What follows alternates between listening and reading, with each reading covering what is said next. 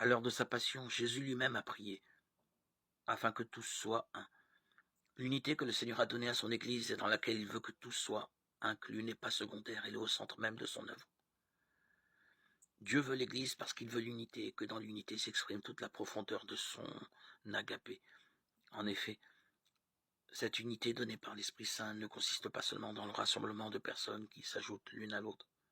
C'est une unité constituée par les liens de la profession de foi, du baptême, de la communion.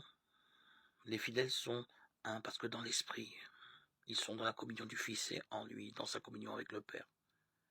Notre communion est communion avec le Père et avec son Fils Jésus-Christ. 1 Jean 1,3.